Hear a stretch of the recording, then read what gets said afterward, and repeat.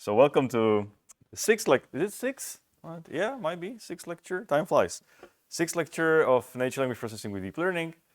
And I mean, we talked last time about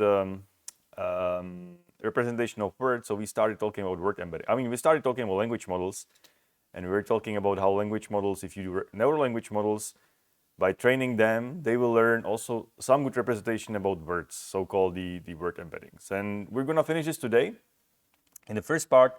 And in the second part, we're going to be talking about a special architecture for dealing with language, and especially language which has different lengths of text. Basically. I mean, texts have different lengths. Not every document has the same length. And we should take this into account. Like we talk about the back of words, but there might be some clever architectures to deal with that. So that's on the menu for today. So just to repeat from the last lecture where we finished basically. So we are talking about the language modeling task. So what is a language modeling task again? What's the purpose of a language model? Text classification is how we deal with that, but what is language model telling you? So what do you ask a language model typically? Predict the next word in the sequence. Sort of predict the next word in a sequence. Like what is the probability of a word after seeing some word? So this is the language modeling thing. And how we model this using neural network, I mean, we're talking about the N-gram language models, but how we deal with that with a neural network is that we take the previous couple of words, for example, here 3, so the black dog, and this is your favorite sentence, by the way, right? So the black dog barks, yeah, that's the one.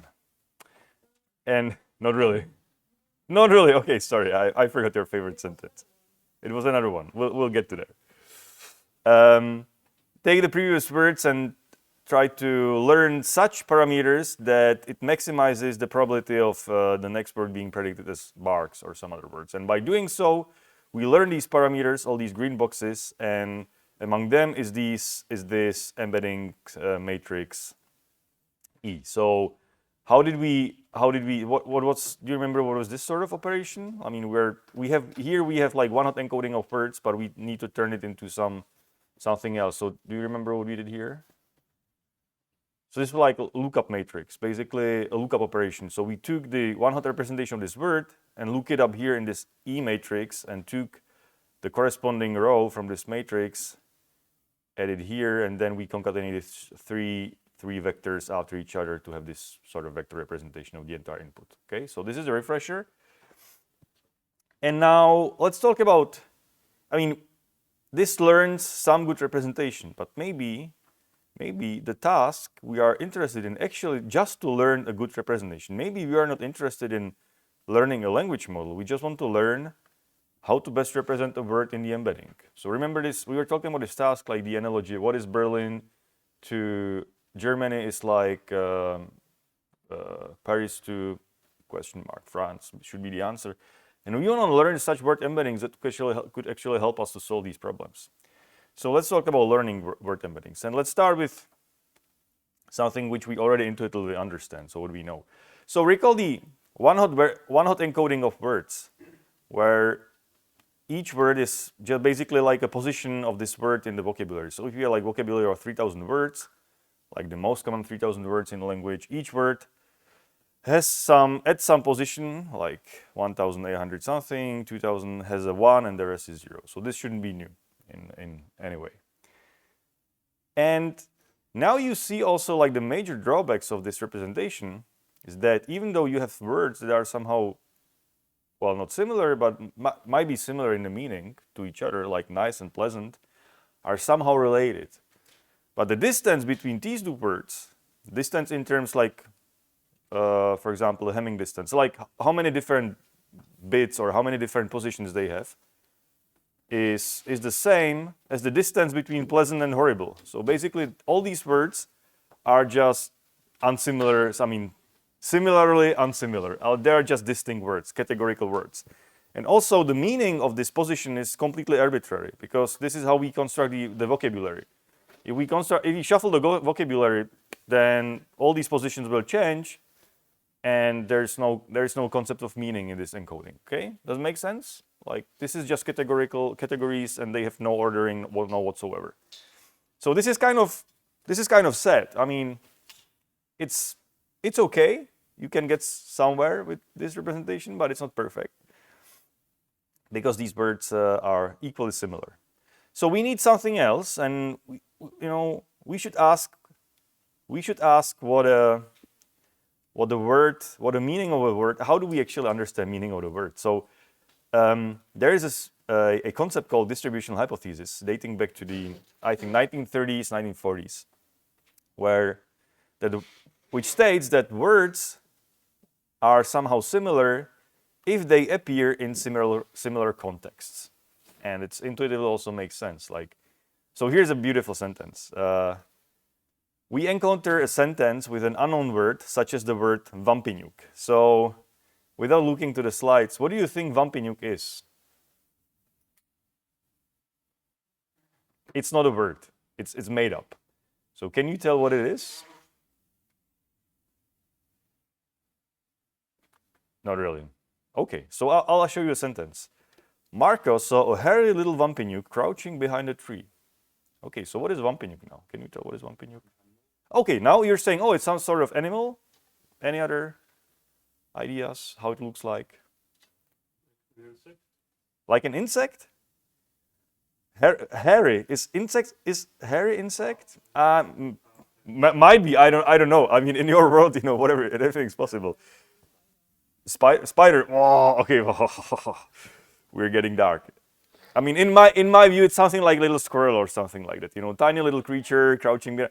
And it's actually really funny because I put this in every year. I put this into the exam as a bonus point. Like, tell me can you draw a Vampinjuk?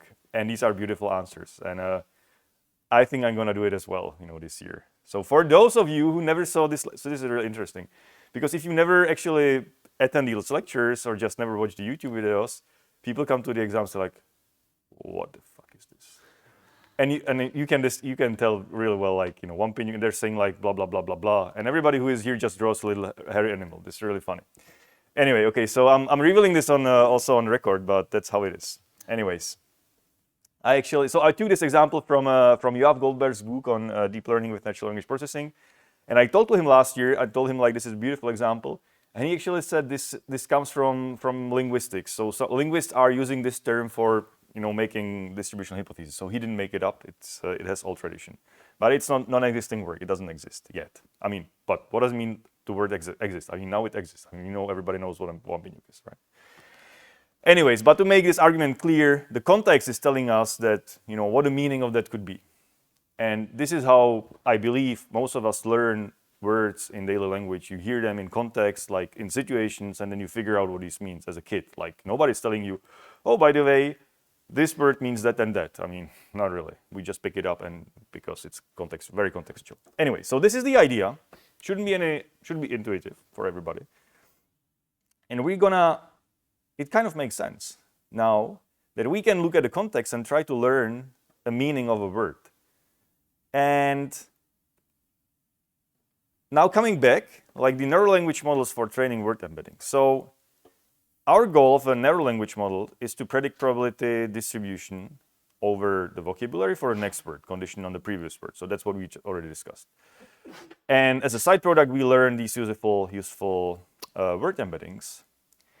But what about we just don't care about the language modeling thing? What about we just want to really learn just the embeddings? What if you just want to learn a good representation of words?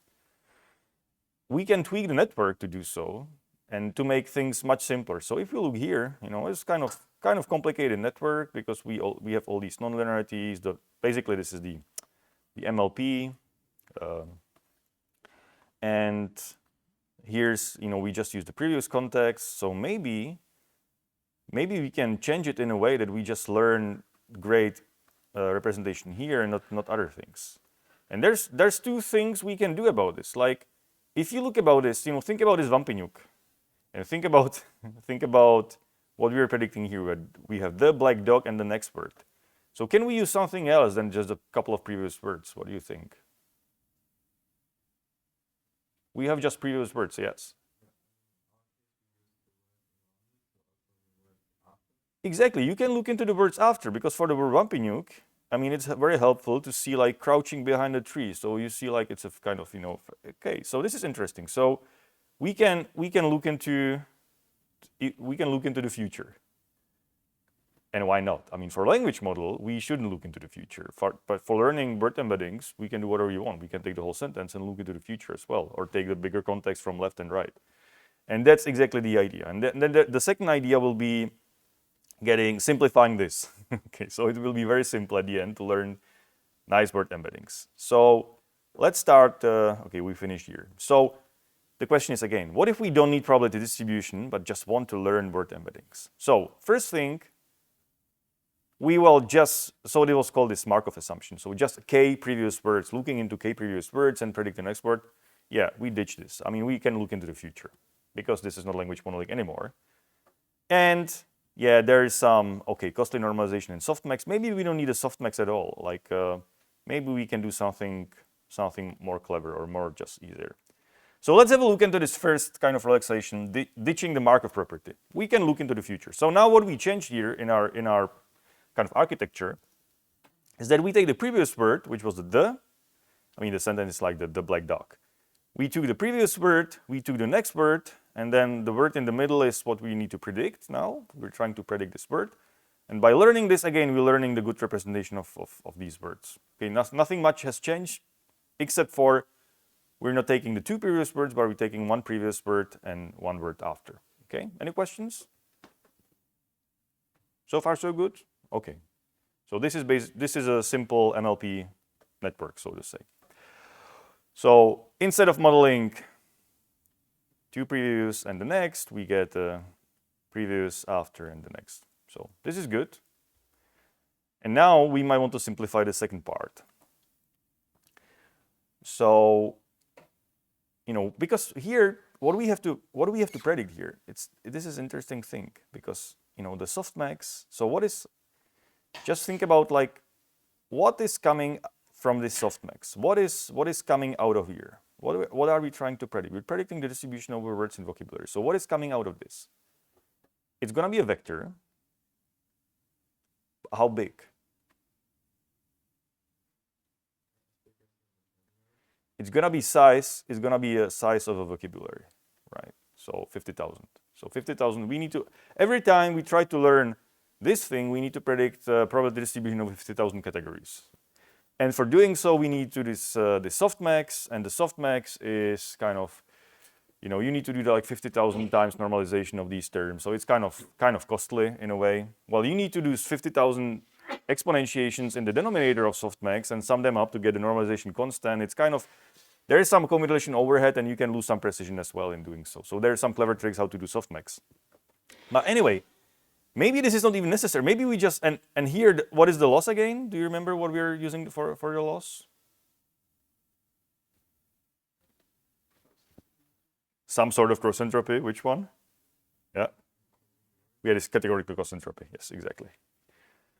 And it's also like you have to do like, oh yeah, okay, you pick the logarithm and blah blah blah. So maybe we can simplify this. Maybe we can get rid of this softmax. So instead of predicting the probability distribution over the entire vocabulary, maybe we just want to predict some score of the context and the target word. So we want to tell that words that are sort of behaving nicely in their context or are correct in their context should get a good score, and words that are sort of behave badly in their context or don't belong to the context should get a low score. Because it will tell you like, oh, is this word fitting to the context or is it word not fitting to the context? That's the idea. Like we just don't care about probabilities. Now we're saying, oh, the word should be here. So we should kind of prefer words in their true context. So if a word like what was it, the black fits the context like D and dog, it should get a high score, and some words which are sort of untrue to the context should get a low score. Does it make sense? So how can we do this? Like, how can we build? I mean, words in their true context is clear. So where do we get the data for this? Words in true context, yeah.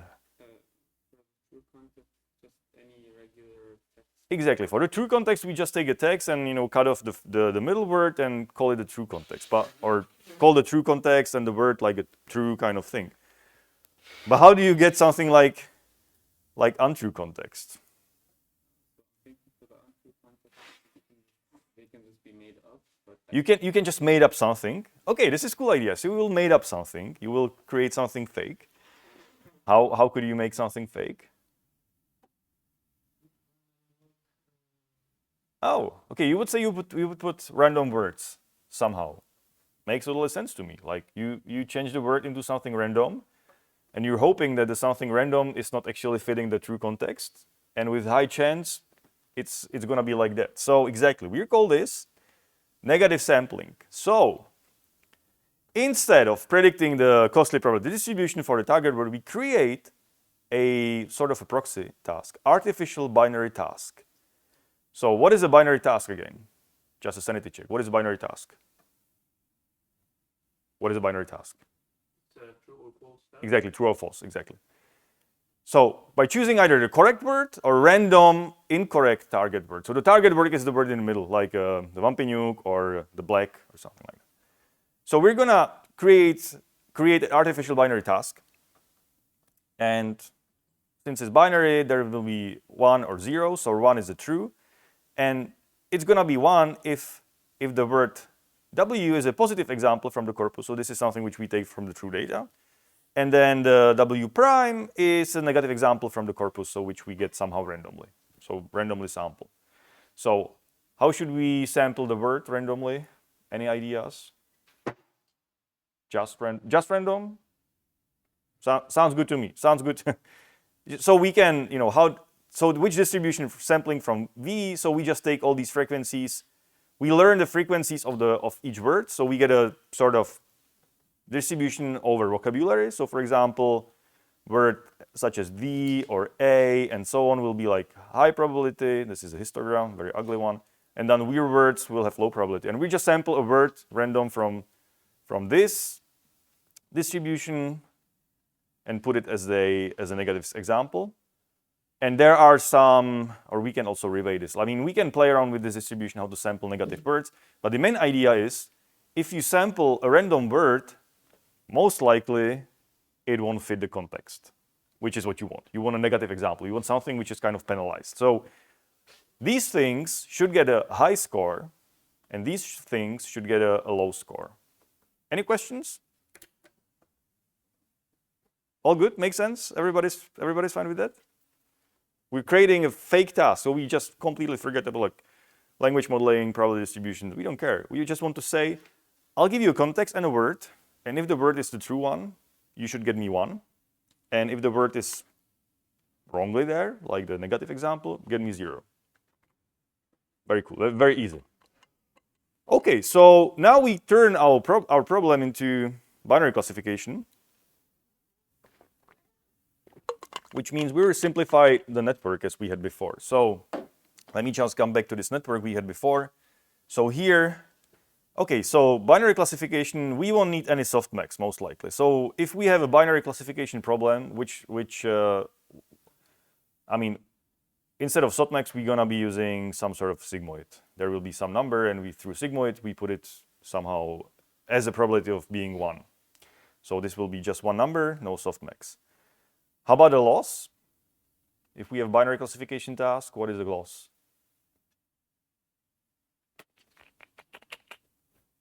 Something, yes?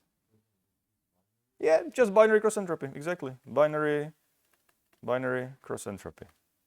So folks, I think it's time to start learning this stuff because it's gonna be getting harder and harder, and you should know this already somehow. Okay, so binary cross entropy. Yeah, okay, so this will simplify the ugly softmax. So no 50,000 kind of exponentiations and stuff like that. So it will just a simple softmax. Simple sigmoid. So this is going to be simplified. And okay, here. So we have the sigmoid here. Then the loss will be binary cross entropy. And we already simplified this before. So the black is in the middle. And now the only thing we need to kind of take care of is, so somehow model the context. So take the previous word and the next word and somehow combine this together. I mean, Previously, what we did, we just concatenated these two words together. We have concatenation of a couple of words. Maybe this will be okay.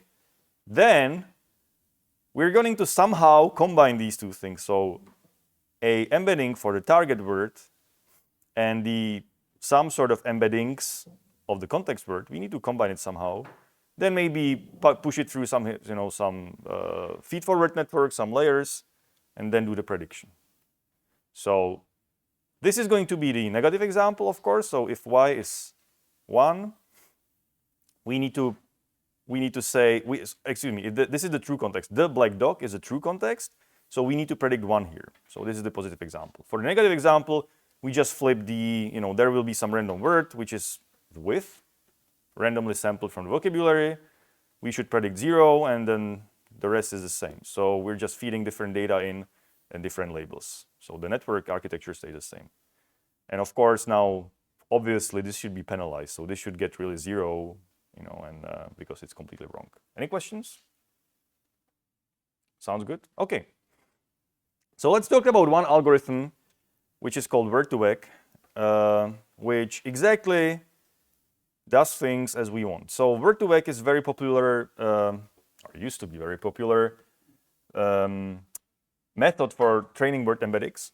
So as you see from the name, it's like word to vector, and it gives you good representation, or the method learns very good representation of words as embeddings. And it was one of the pieces that kind of started the deep learning wave in natural language processing. So I think late 2010-ish, the jump from just some sort of features, one-hot encoding and stuff like that, to actual word embeddings was like a huge boost in performance of all these stuff. So word embeddings is a concept. I mean, now it's not really super used these days, but it's very important to understand this concept, because embedding of words will lead to embeddings of sentences later on as we get through that. So word-to-vec is one of these algorithms.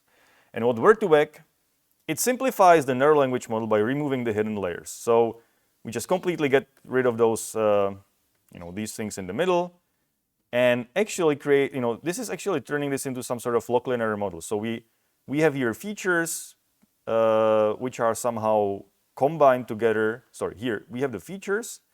They are somehow combined together, and yeah, it's not really a log linear model. Okay, we are thinking about this, but anyways, making it much simpler and just doing the prediction. So there are no hidden layers. So the only parameter now we are just going to learn is just the embeddings. We don't have to learn any weights and biases here in these middle layers. So this makes it simpler and faster. Why do you think we want to make it simple and faster? Why do you think we should make it as simple as possible? Yeah. Because we want to learn the embeddings for the whole vocabulary. Because we want to train the embeddings for the whole vocabulary, that's right. So what does it mean? Like, what are the implications? We want to learn lots of embeddings, and maybe that takes time. So it's not about saving time is correct. A lot of training a lot of embeddings. That's not. How do you create embeddings for all your vocabulary? The best way of creating, or the easiest way of creating embeddings, just you create random projections. Is it good embeddings? Not at all. But it's embedding. So that's not about the amount of embeddings you're learning, but it's about speed. And basically, it's about like how many data can you process, how many sentences can you actually process from your corpus to learn good embeddings. Because the more examples you see, if you can process the whole internet in 1 day versus like 60 days, then it makes a difference. So you want to make it as simple and as fast as possible. And it was also one of the advantages of word2vec. I mean, basically, you can still download the code of word2vec. It's just one C file, which is like, it's very ugly. It's like 2,000 lines of code, 3,000 lines of code. But the actual computations is very kind of efficient in the middle, just very simple manipulations of, in low-level C sort of. And you don't need any, so that's why it's fast also in C implementation, and also because there's no extra complexity.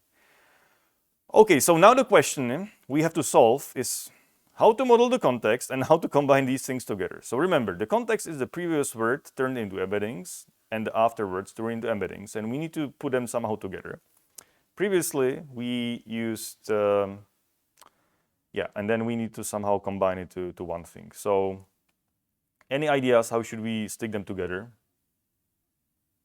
What do you propose? How should we take these two words and these two embeddings and stick them together. What do you think? Yeah. Add them add like sum, like v1 plus v2. Yeah, sounds good to me. Any other? I mean, we have the concatenation. What else? I was gonna say multiply, but I don't think. Multiply two vectors, kind of like multiply element-wise. I don't. I'll show you a very fancy term, which is the Hadamard product. Yeah, we can do this as well. Maybe it could fly. I don't know. Summing up summing up two vectors is like this most straightforward thing. Very easy to compute. Multiplying maybe as well. We can concatenate them, but I mean, if we sum them up, we get the same length of this output as here. So this might be actually easier. Yes.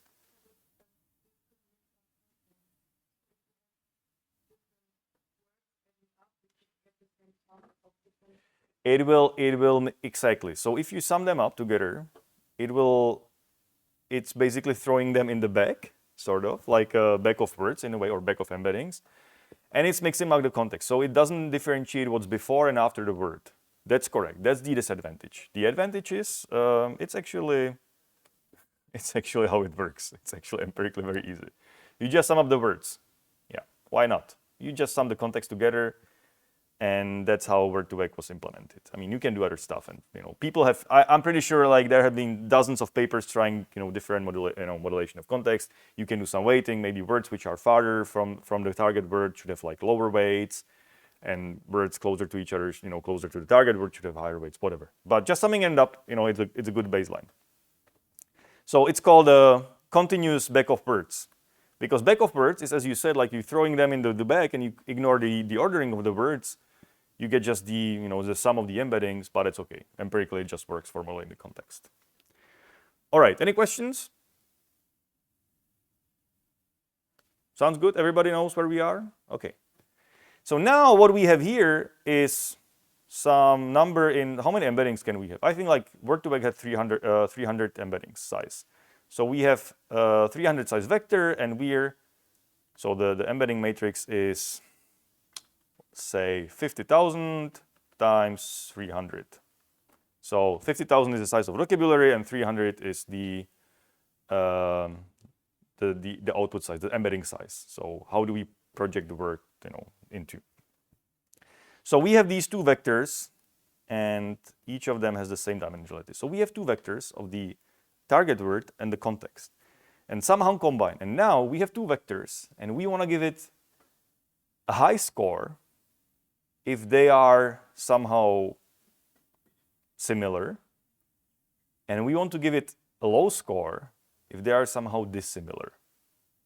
This is what we want, right? Because if you have high score and go through sigmoid, you get close to 1.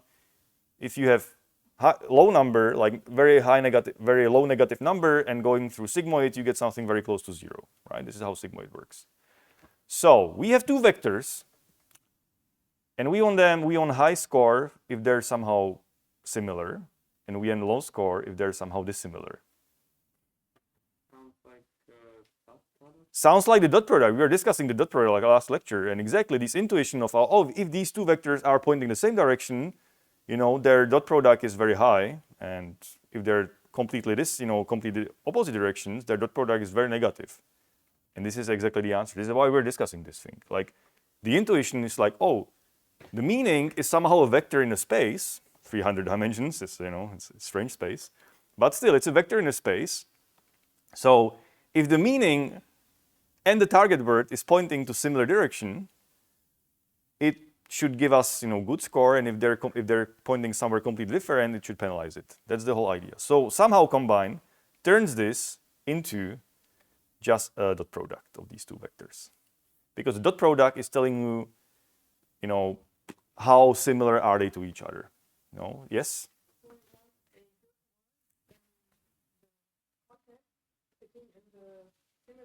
Exactly. Yes.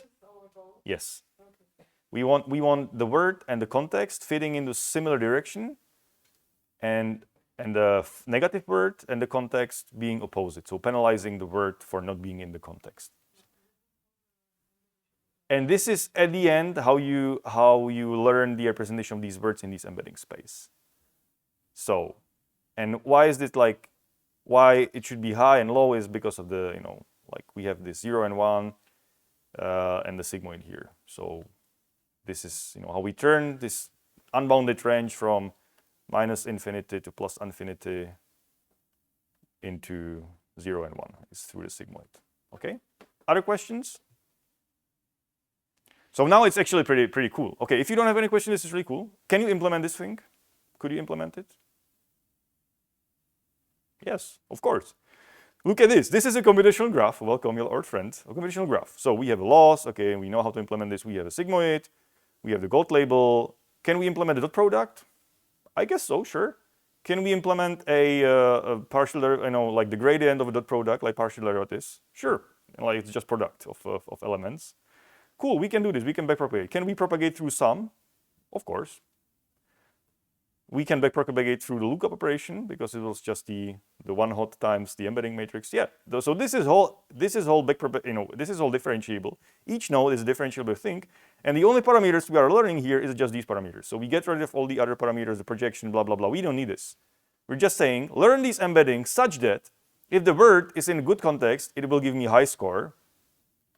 I get 1, and 0 vice versa. That's the whole idea, and that's why it's make it very very simple to implement and to run. Yes. Initially, the embedding matrix is random numbers, right? Exactly.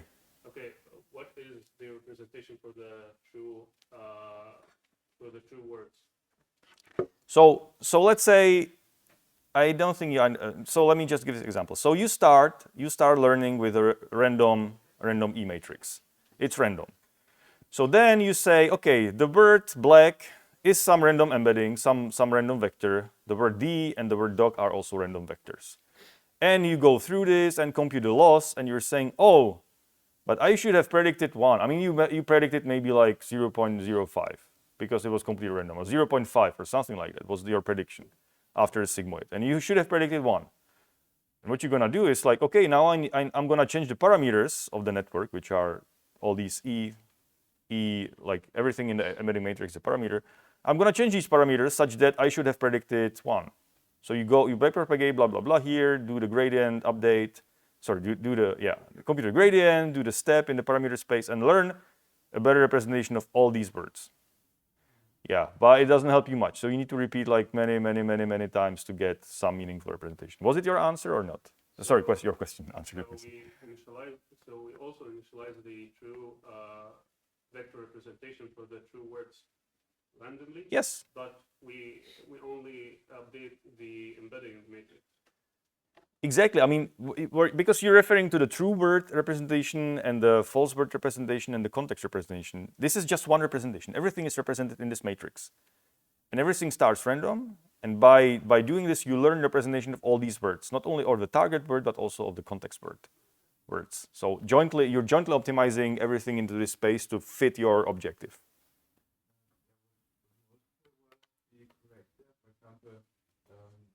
Mentioned that in the training data there's the gray dog, the white dog. Yes.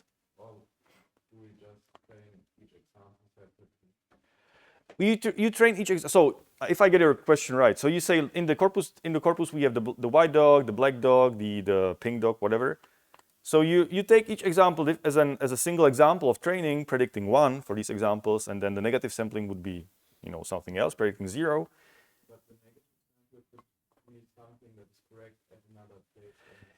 You're saying that the negative example could actually be correct, and it could be correct, and it could actually, depending on the, because you're sampling a random word from 50,000 words. So the chances you hit something which is correct is very small, so negligible. You can just ignore this. So most of the time you will get something which doesn't make sense in the context, and you get like a good negative example. That's it. I mean, you can go crazy about the negative sampling, but as a simple baseline, you just take a random word. Yeah, but exactly. Now you have multiple occurrences of the context, and you have the white dog, the black dog, the pink dog. And of course, it will learn representation of pink, white, and black should be somehow similar to each other because they appear in the same context. And that's what you want, because you want to learn same embeddings.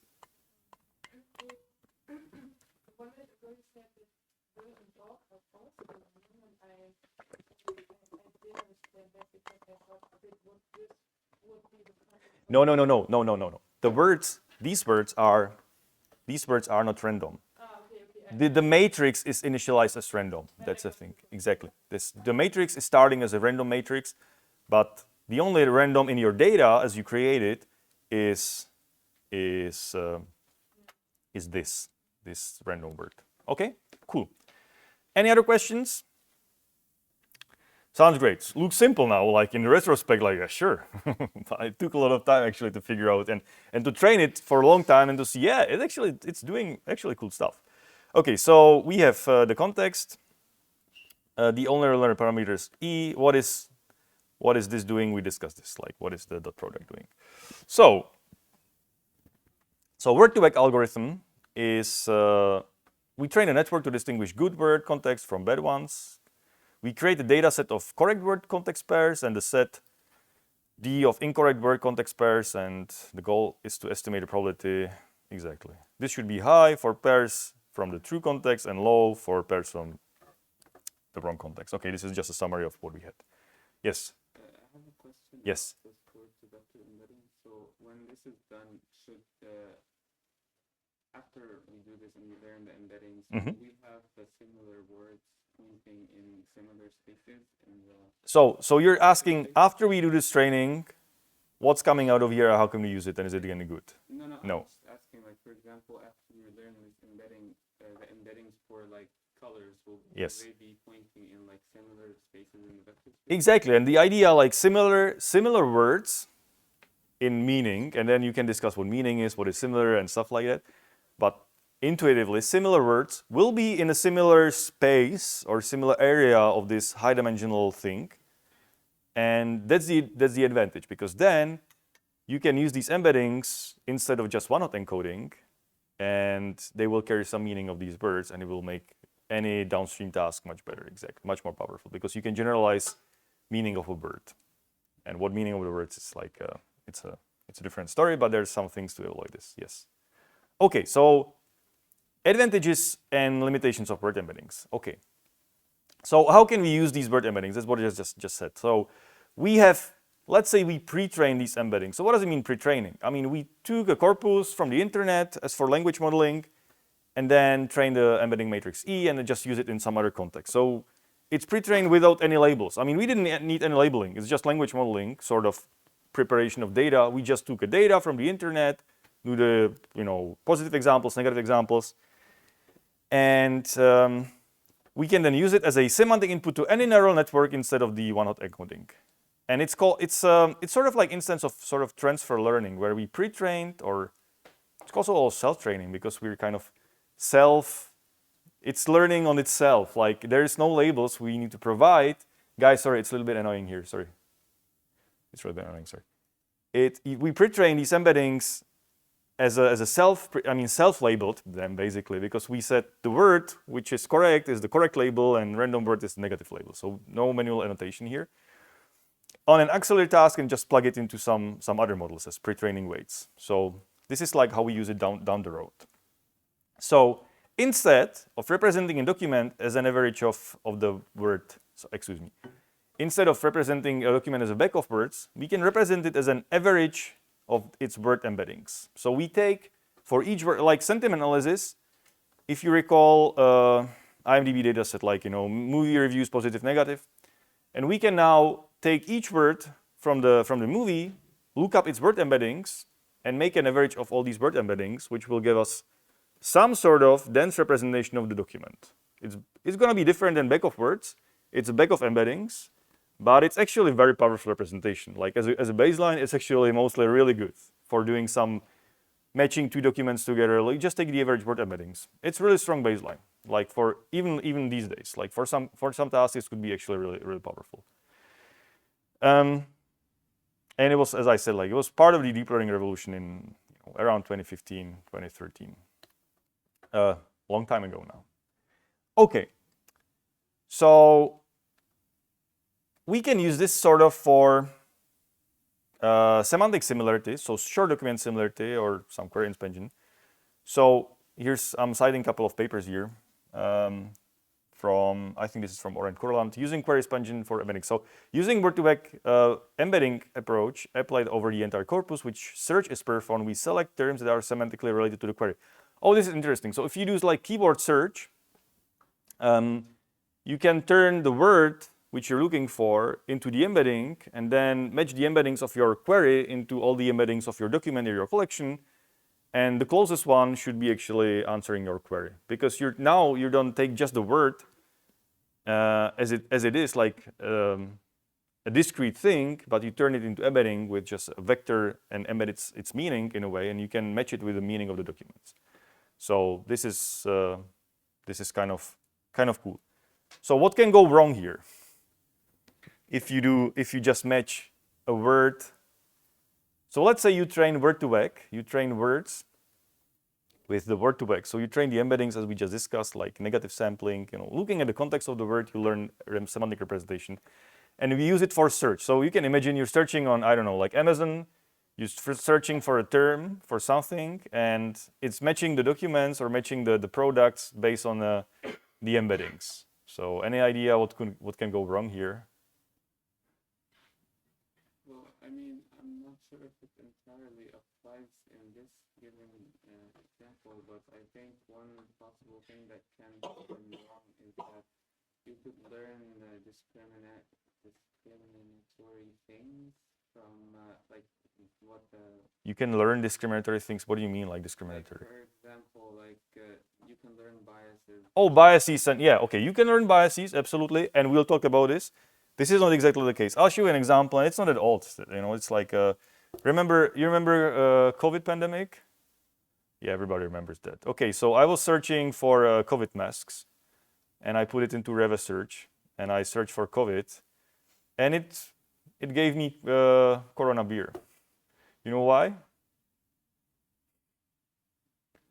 Because COVID and Corona was trained from internet data, and they appear in the same context, because these are the same words. In one meaning of the word, Corona and COVID is the same. And I think Reva just said, like, you know what, let's use word embeddings for search. And now we're searching by word embeddings. And of course, the closest to COVID in Reva is a Corona beer, because it has the same sort of similar representation of the embeddings. So this is one negative example. When was it? Like 3 years ago. Yeah. This is one example of the word embeddings. These are static. Static word embeddings means, and then context independent. That's a problem, right? Because a word can have different meanings. How you call it? Polysemy. I guess it's polysemy. Polysemic words, like polysemic words, like multiple meanings.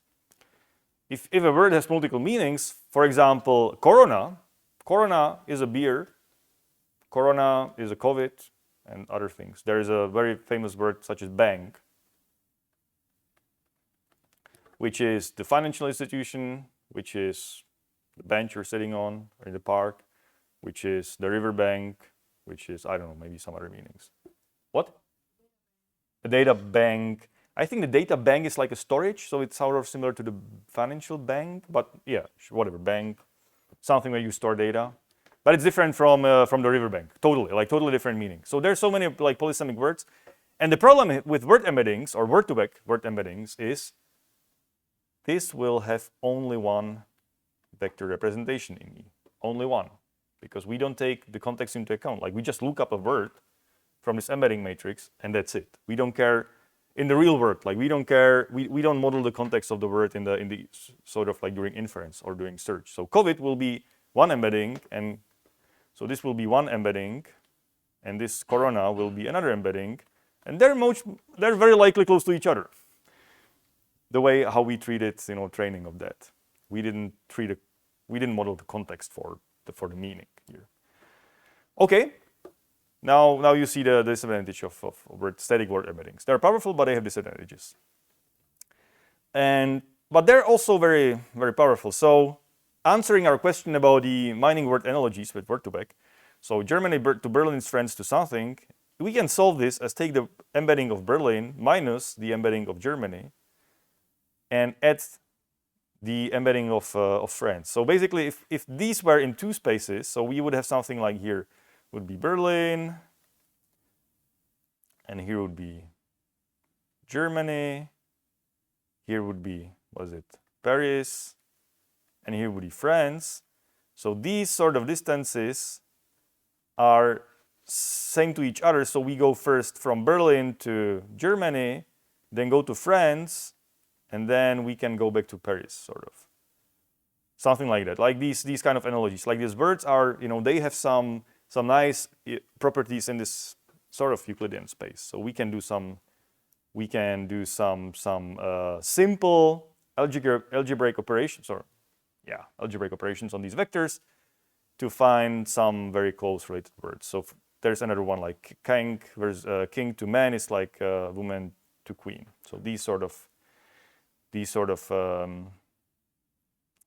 computations are kind of nice. I mean, it looks too good to be true, and there is some research, like serious research, looking into, well, it's not mining exactly these analogies, it's mining more like generalizations like hypernymy, hyponymy relations. But anyways, like still, it's sort of cool. You can do many interesting things with just static word embeddings. Okay, now what are the limitations? And we discussed it already. Well, one is more like let's say philosophical. So what is a similarity? We say, oh, they appear in similar contexts and these are similar words, but it's completely arbitrary. I mean, it's completely like operational. We just say, oh, words are similar if are used in a similar context, like distributional hypothesis. We don't care about the definition of similarity, or we don't, and if there's, so the linguists in the rooms are not here anymore. Okay, so linguists have maybe different notions of similarity based on some linguistic properties or some semantic properties and things like that. And also the other problem is that words that are opposite to each other, like buy or sell or hot and cold, they actually also appear in similar contexts, and they will end up with the same embeddings, although they're completely different meaning. So that's also the disadvantage. Like you just take whatever happens in the same context will have the same embedding. Most of the time it will work fine, and sometimes it will just crash, completely crash in terms like it will be like disaster results. Any questions? Yes. Can we solve this problem by increasing the length of the context? You can solve these problems by increasing the length of the context. That's correct. You can mitigate it a little bit. Then you would learn something else. So the size of the context is an interesting thing. So the smaller the context in training these word embeddings, like not only the previous words and the words after, let's say 2 words or 3 words around, you will learn in the embedding something which also goes on these, let's say, like local syntactic based meaning, sort of. So you will get something where adjectives will be closer to each other, nouns will be closer to each other, because this is how it, syntax behaves in the local context.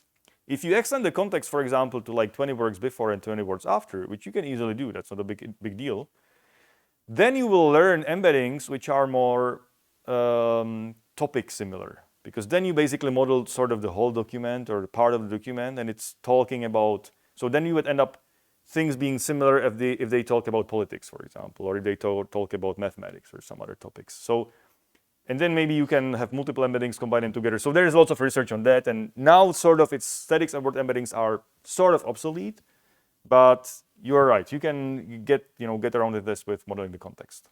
Yeah. Other questions? Cool. So the other limitations about the bias which you mentioned, distributional methods reflect the usage patterns in the corpora on which they're based. This is a very cool paper from Science, by the way. So the corpora reflects human biases in the real world, cultural or otherwise. So what they found here is that word embeddings encode not only stereotype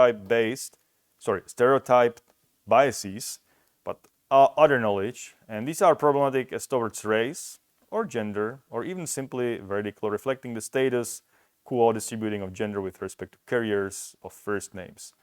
So they did a lot of experiments with that and found, well, which is now these days not surprising, but like some occupations were more closer to males than females, like a doctor versus nurse, and all these kind of biases which are encoded in data which is trained on. So a lot of research these days. I mean, this is couple of years ago with static word embeddings, but now we have like transfer models, and the problem is even bigger now. Like the generative AI is like actually much horrible, and there's tons of research on that. And if you're interested in bias research, talk to Bill Zafar's group. So they're doing fairness biases and social aspects of natural language processing or AI. How to like, can you unbias this? How do you measure bias? How you measure fairness and things like that. Okay. Any questions? Good. So you might be asking here, yeah, so, I mean, I'm just using the method, it's because how the world is and it's in the data. That's fair. I mean, if you're doing maybe classification, then you're reflecting the real world, and it's also good to learn something about your real world. Once you're doing some predictions or generations or decision making, then you should be aware of all of these biases, and these are kind of bad because they reinforce the status quo later on. That's the main difference, sort of.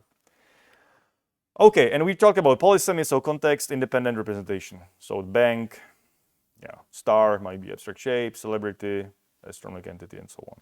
And using a single vector for all forms is problematic. Okay, so these are static word embeddings. Any open questions? Anything you just feel like conceptually is still unclear to you? Okay, so word embedding, you take a word and you project it into some vector. And the vector should carry some meaning, whatever meaning is. And the meaning is based, our idea is based on, yeah, it's defined by the context the word appears. It's coming from your training data. If you take the whole internet, you will learn maybe good representations. The way you learn it is like, kind of very easy neural network. It's not even neural network. Like word2vec is actually not even like neural network, I would say. Maybe, who says, who cares? But it's a very fast, efficient way of learning word embeddings. Okay.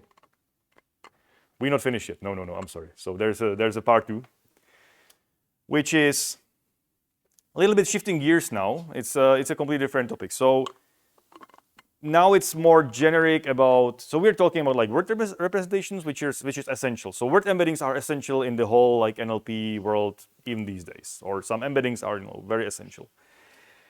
Now we're going to be talking about architectures. So the only architecture we're talking about so far was this MLP. So what is MLP? Shout it loud. I want to. Multi-layer perceptron or feed-forward network. Exactly. So what kind of input we need for MLP? What is the input of MLP? Do we have some restrictions? Yes. Yeah. Any ideas? What is the input of MLP? What comes in? Yeah. A vector, exactly. We're working with text. Text have differing lengths. That's a big deal because you need to cram different texts into one vector. Okay, how did we deal with that so far? Except for today and word embeddings. We fixed the size of the embedding. I mean, yeah, we said there's a size of the embedding or there's a size of the input of the network. That's right, but then you have like short document, you have long document. How do you fit it in this one size vector? Back of words? Does it ring a bell? No. Back of words. We talked about back of words 2 lectures ago. So back of words, you throw everything in one bag and just you have one vector representation. Or average word embeddings after today. Okay, so this is how we kind of throw everything into one bag and just don't care about what comes after. But obviously, what comes after is important. Like there's the importance, like word going after each other. It carries on meaning, syntax, pragmatics, and everything. Like even like negation. If you just screw up negation in your sentence, it doesn't make any sense. Like it turns it completely opposite direction. So it will destroy many things. So language data is working with sequences of tokens, and multi-layer perceptron is just fixed input vector size. And we sell it with like we can content language vectors, averaging, continuous back of words, and we limit the context, Markov property. But what we actually really want is just we take a sequence of inputs. We really want that if we have 20 words, we can plug 20 words in our network. If we have 50 words, we can plug 50 words in the network. And if we have 5, we can plug 5. And MLP doesn't solve this problem because MLP says like, oh, here's my fixed size input vector, and I'm sorry. So we need something else. How can we do that? Do you have any like naive idea how to solve like different dimensions of different sizes of inputs? Maybe you figure it out. So I have 5 words, I have 10 words, and I still want them to plug into one network and get some output out of it. Something like, here comes something out, and here's 3, or here's 4. Yeah. Okay, so yeah, you say, okay, I'm still gonna use like a fixed size, and if there's a 4 words, I'm gonna fill this with zeros, and if there's 6 words, I'm gonna fill this with zeros. So you're bypassing the problem of that's a cool solution. This is actually how transformers work, but we'll get to that later. But this is bypassing the problem, saying like, yeah, no, I'm gonna basically pad it out.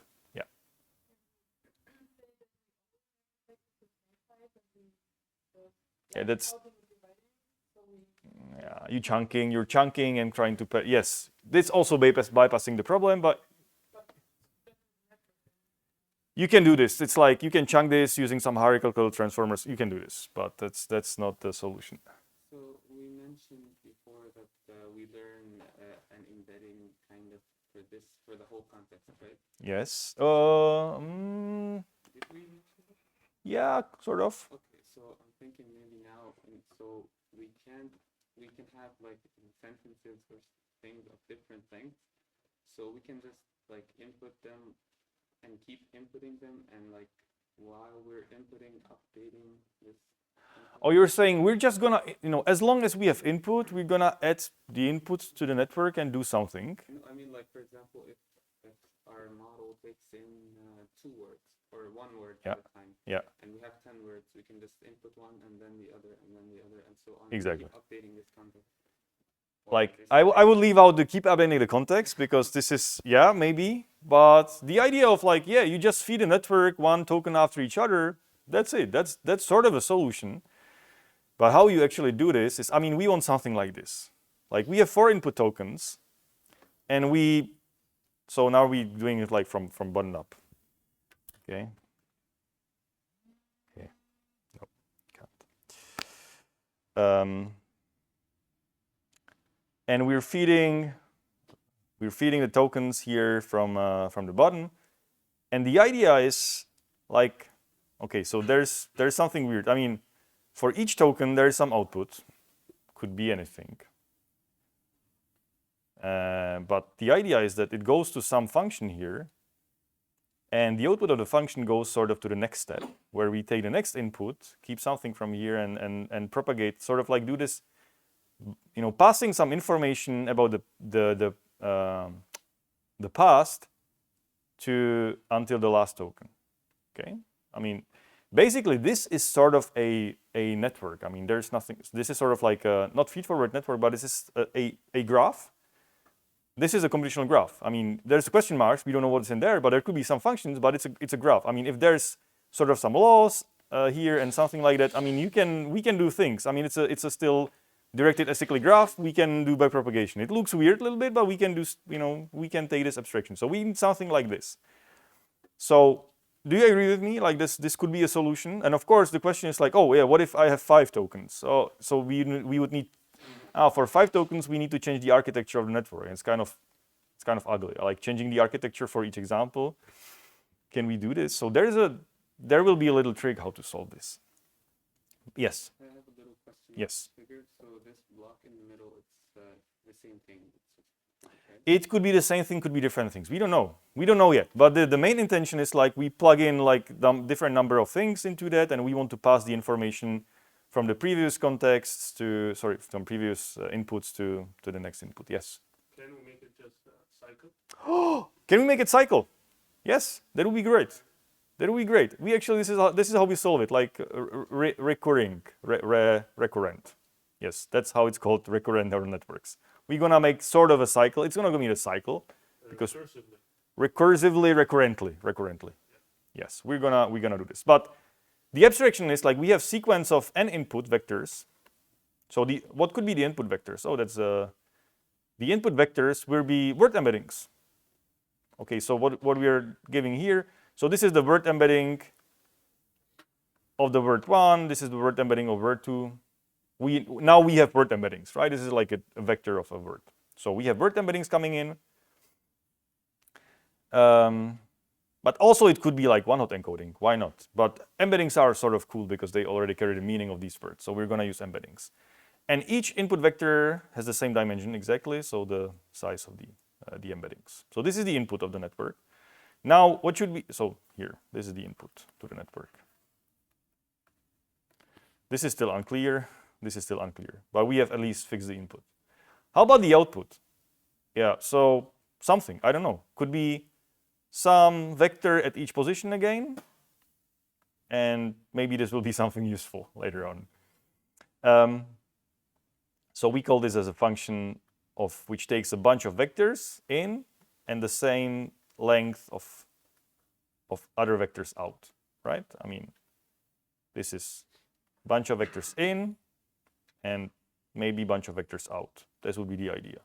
And what's happening in between is the question we need to solve now, like the problem we need to solve. So again, here's a sketch. So we have the inputs x1, x4, and the outputs y, y4. And for a sequence of input vectors x to something, we have a bunch of vectors. So without knowing what this RNN is actually doing, do you see some advantages already from this sort of approach? What could be the advantages now? If you compare this to, let's say, the standard language models. Like we have language models, we're looking into the past and model the future. Could there be some advantages of this thing, like different sizes of the input? Yeah. That's okay. So recall like this, we have this Markov property, right? What is the Markov property saying? Yes. Yes, some k previous words matter and we just ignore the rest. But how about here?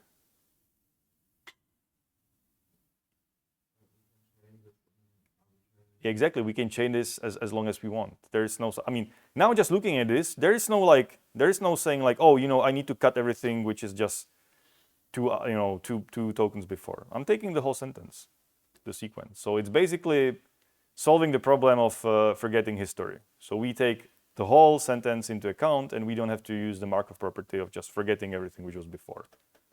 But with this architecture, we cannot look into the future, right? You cannot look into the future. You're not looking into the future. This is sort of a language modeling kind of approach again. Take the past and, take the past only. Don't look into the future. But so do we just keep doing this forever? Wouldn't that cause an issue? So what do you mean, would it cause an issue? Like maybe there's an issue we need. If we like input in Like 200, if you input like 200 tokens. yeah, I think this thing that is coming out would be like too dense. Yeah. So you have some sense of like, if this is too long, there will be some issues. And I don't know which exactly. You are right, there will be some issues. Not like it's like dense or big or things like, there will be some issues in training this stuff, which we'll solve. By dense, I just mean like that the thing that it's representing will get a little fuzzier or something. I have a sense of. Yeah, you have a sense of like, if this is too long, that's gonna be like not precise enough, something like that. Maybe, we'll find out. But the main advantage now is like, we take the entire history. And now what to do with y's and what to do with the outputs? Like, what can we do with these things? I mean, oh, that's interesting. So how about the black dog slept? This is not your favorite sentence, I know, but it's close enough. No, okay, good. And now we're getting output for each of these words. We're getting some output for we're getting some output for black, we're getting some output for dog, we get some output for slept. What can we model with that? We're getting something for each word. We're getting something interesting for each word. So if you go back to lecture 1, we were talking about different tasks. And there was a reason why we were talking about different tasks, because we need to solve them. There was one particular family of tasks which is actually fitting now, our problem. Another problem. There was a problem. Now it's fit. We have a solution which fits the problem. Do you remember which task we can solve with that? Like we can predict for each word, we can predict something, which means each word can have a label. So what could the labels be? Yeah. Oh, it could be name data recognition. Exactly. We can do like BIO tagging. Yeah, BIO tagging. Ah, tagging. Like NER. Yes. Or something else. Like, and there's no entities here. There's no like no name or something like that. But there's something else. So we can do something else. Yes. Sorry, I just wanted to ask, what is PIO tagging? Okay, go back to lecture 1. Good. What can we do else with like labeling tokens? How about part of speech tagging? What is part of speech tagging? Recall that? No. Okay, part of speech tagging is like, oh, this is adjective, this is noun, this is verb, this is article. Part of speech tagging. So now we can model part of speech tagging because it takes a sequence of things, and for each of these words we get a label. So this is like a noun, this is adjective, and this is verb. Okay, we can solve these problems with that. So we can do like token labeling. Okay, so guys, I mean, I'm serious. Like, if we talk about stuff in building on the previous one, so make sure you refresh that. Like, it makes it much easier to grasp things. Okay. So we can use it for further prediction and stuff like that. I mean, yeah, so we can use it for anything we want. We can also even model the entire sentence with that.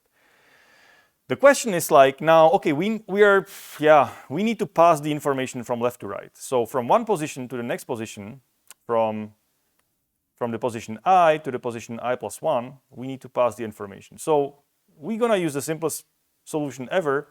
We just think of we call it a state vector, and it's gonna be just a bunch of numbers, a vector. Dimensions, I don't know, something. Make what size? Give me a size of a vector. I get it. I buy it. 500. Okay, so we have 500 numbers, and it should kind of be passing from one state to the other. So this is the state here. This is the state.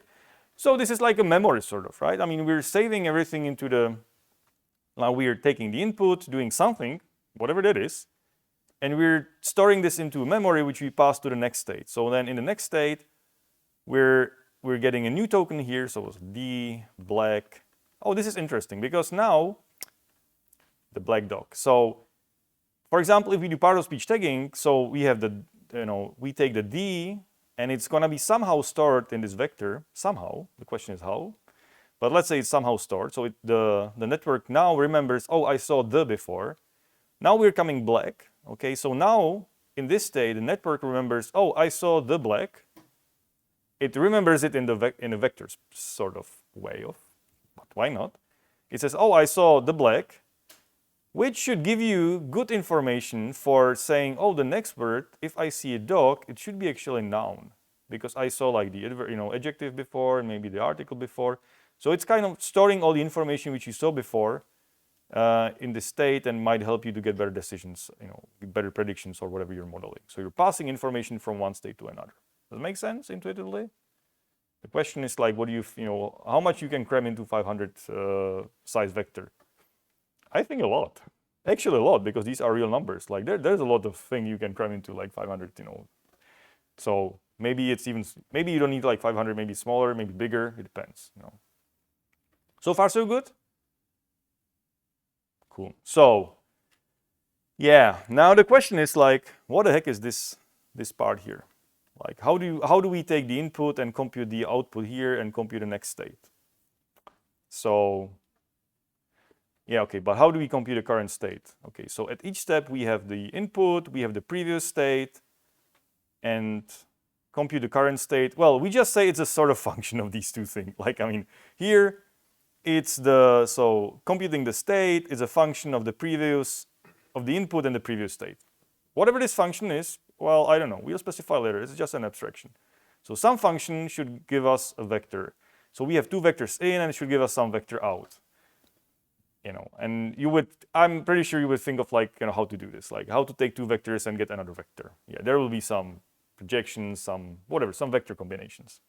So this is cool. Okay, How to get the output at each position? The same thing. So we have the current input, we have the previous state, we have now also the current state which you computed, and the current output is based, or we're gonna use it just an O function based on the current state. So actually, what is it doing? Here it's saying, okay, so the output is based on the state I just computed here, but it's computed here in there. So anyways, there's two functions now, R and O, in this sort of node, and they are outputting the next state, and they're outputting the output at the position I. So these functions just take these two numbers. Okay, and now the question is like, what the heck are these? I mean, we didn't solve the problem, we just give it a name, you know, and we just say, oh, there's gonna be two functions. But think about like, what these two functions, what do we need to have? We need to have some functions which are differentiable. Maybe there will be some parameters which we will learn by backpropagation. That's all we need, sort of. So we'll figure out what these functions should be. Okay, so just a summary of the RNN so far.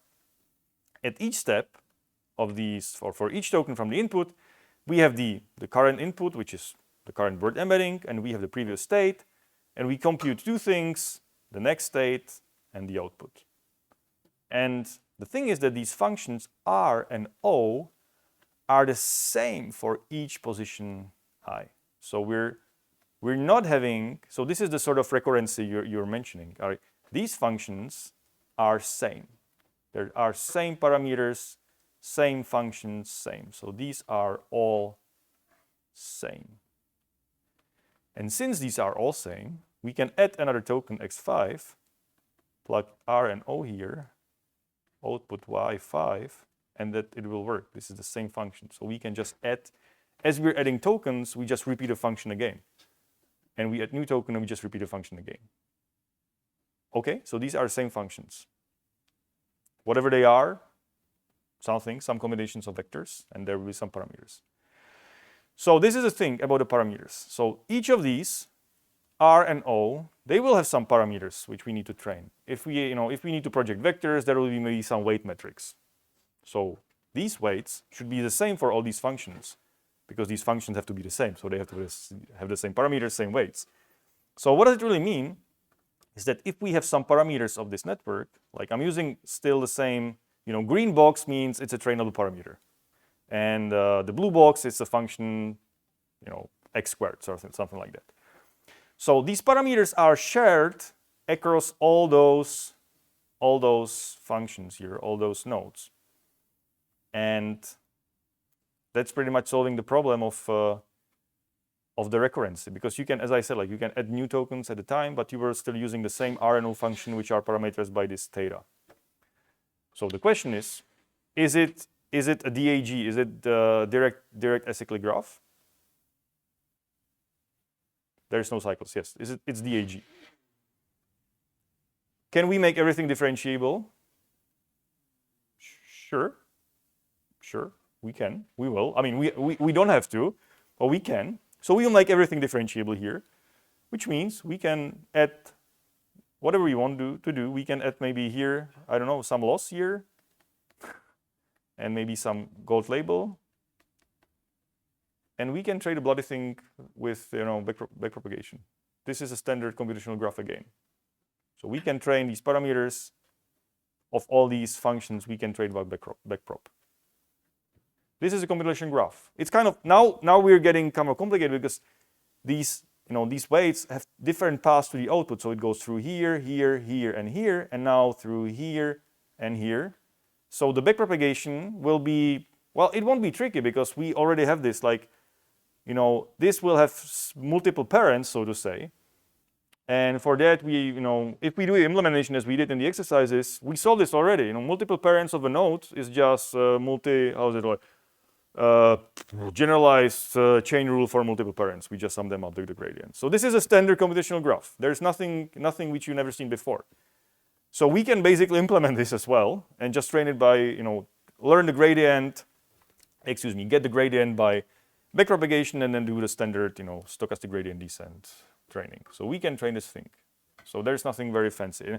And we call this representation as sort of unrolled representation. And the parameters are shared for all of those.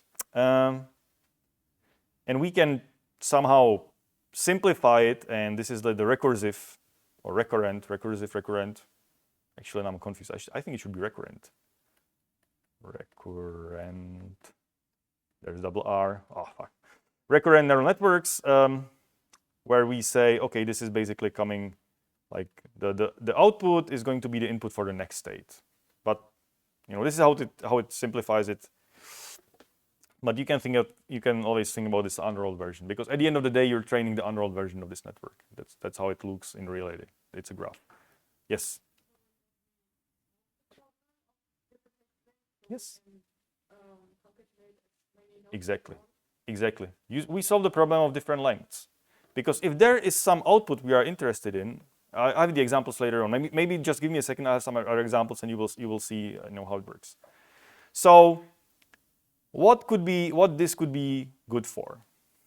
So we have some sort of network here, but as we say, like, oh, where do we put? What do we train for? Like, what do we predict? Where to put some sort of loss function? How to actually do the loss function over multiple stuff? Because we have like multiple outputs now. Like for multi-layer perceptron, we have just one output, which was probability of being 1 or 2 or softmax, whatever. That was just one function. But now we have multiple outputs. So what do we do? And it's actually pretty straightforward. So we can say that whatever comes last, like at the last state, the last output is the thing we are interested in. So this will be some vector. So this will be some vector in some dimensions. And then we can squeeze it through softmax or add some multi-layer perceptron on top of that, something. We can add another network, another part of the, another sort of architecture, or just softmax, and get some prediction. So for example, this could be the entire representation of the sentence, because here at Y4, at this part, we already saw X1, X2, X3, we took it through the states, through the history. So here, for example, if we're doing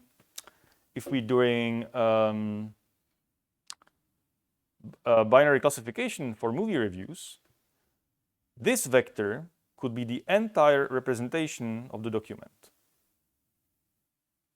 Because here we saw like, oh, this movie was crap, but I like this director, and blah, blah, blah, blah, blah, blah, and everything basically will be crammed through this network, through the states. And at the end, at the last token, we might turn it into just a vector representation of the entire sentence, and then use it for doing prediction of the sentiment. So the vector can contain the entire sentence, and we can use it for binary classification, for example. Does it make sense? Cool. Yes?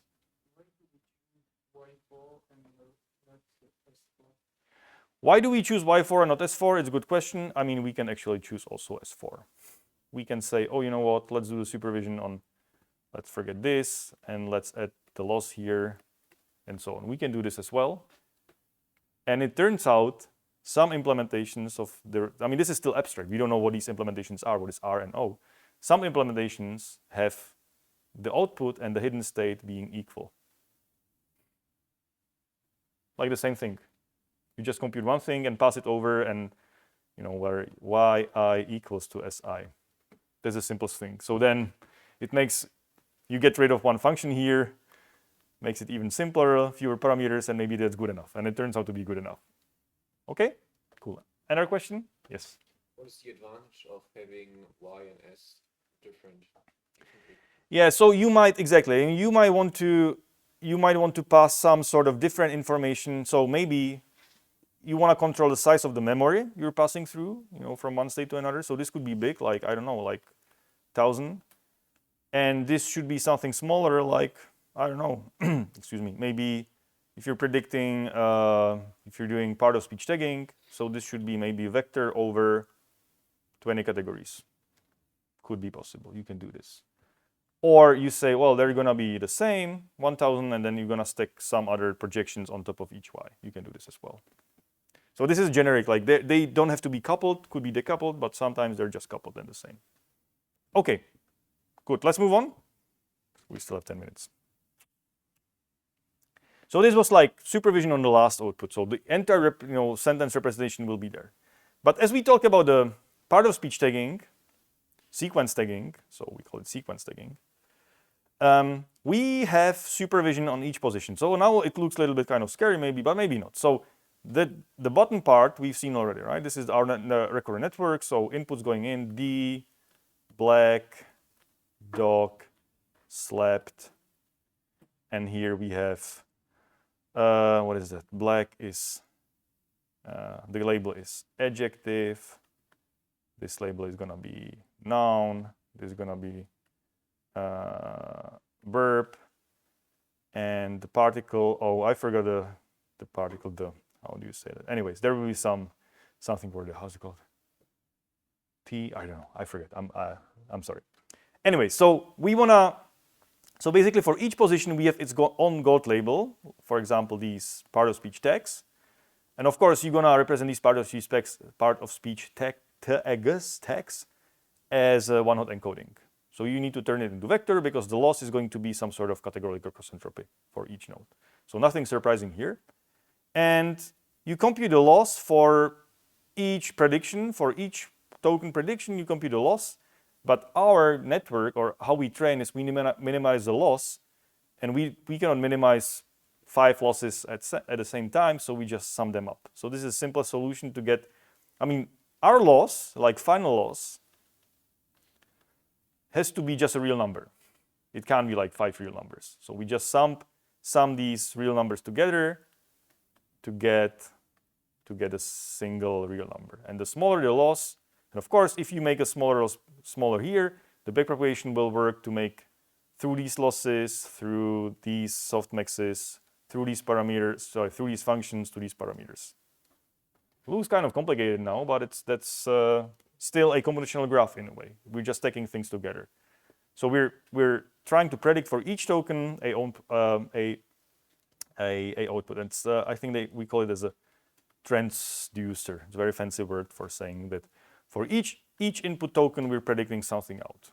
And we have a gold label for all of those. So this is different from the just supervision on the last output. Here, we don't care about, we don't care about what's coming out of here most of the time, and we just say the last one matters. Here, if we're doing sequence tagging, we say, oh yeah, actually, all these outputs matter because they should predict the part of speech. Yes. Do we take an average of the sum or just the sum? Because if we have more words, we would have a bigger loss, I guess. I think you can take the average, yeah. I don't think it actually really matters. Maybe empirically it matters. I mean, sum, or if you minimize the sum of things, or if you minimize the average, you're still minimizing, you're still minimizing the loss of each of those. Yeah.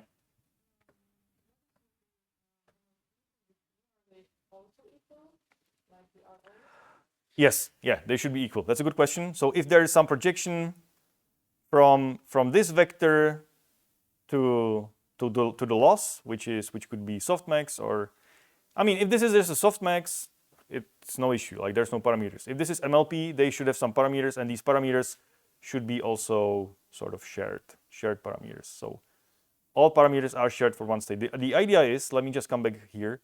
If there is something which is like MLP, which is blue and has some parameters theta as well, they should be also shared.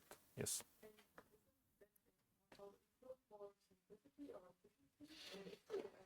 So why they are equal for simplicity efficiency? Yeah, so there's two things. Yeah, there's two reasons why they're equal. First, it would be impossible to have, so let's say we don't have this. We have for each position, we have each own parameters. Theta 1, here we have theta 2, theta 3, and theta 4. And it's kind of tricky because you have so many parameters which is determined by the length of the input. So you're just exploding a number of parameters. And of course, it will be much harder to learn these parameters to make them useful. But also, now these parameters are becoming depending on the position. Like at position 3, the parameters will be different than at position 2. But maybe it doesn't matter because if you want to express some, let's say, for example, for pattern speech tagging, the black dog, it doesn't matter if you see it at the beginning of the sentence or in the middle of the sentence or at the end of the sentence. The black dog should have, should predict the same part of speeches, and though, have some sort of being time invariant, so to say. So it doesn't depend on the time where it occurs. If you, while doing this, you would be basically bound to each time and have different parameters, which kind of doesn't make sense because in language you can just, plug sentence before, plug sentence after, but it doesn't change the locality of these things. So that's why, and for efficiency reasons as well. So there's two reasons. Okay, cool. Okay, we talked about this. Yeah, so maybe I'll finish with that one and leave LSTM for next time. So we have now just left to right. I mean, this is like, let me come back here. So this is just left to right. So everything goes from, we cannot look into the future. That's a good feature of that, right? But sometimes it's okay to look into the future. For example, if you do like document classification, you take the whole document and you want to classify whether it's positive or negative, you want to see the whole thing. So maybe you can look, whenever you can look into the past, you can look into the future, you just need a whole document representation. There's actually a very simple trick to do so. So now we have this RNN, and we take one recurrent neural network from left to right, we call it forward, and we take another recurrent neural network from right to left, and just concatenate the output. So if we have word x1, x2, x3, and x4, it goes to the first network like that, left to right, and we have the first output. Let's call it I1. And then we plug it into something which goes in the opposite direction from here to here to here and goes like Y2. And we take these two vectors and stack them after each other. So basically it's like running one network, but just flipping, flipping the direction of the words. And the idea is then, well, in this direction, left to right, we look into the past and predict the future, sort of predict the future, look into the past. And here we're looking to the future and predict the past. And if you combine these two things, it will give us much better representation of the entire document than just left to right direction. So this isn't language modeling. So this is not like predict the next word. This is like how to learn the best representation of the entire document. So we can take it from left to right and from right to left, and then take the entire output by just these two vectors. It's a nice hack which kind of works empirically for doing like document classification, for example. Does it make sense? Okay, cool. So the big questions: what's happening inside these RNOs? Like how do we project this input embeddings to something else? But I think we won't manage in 1 minute. So let's leave it for next time. Okay. So thanks.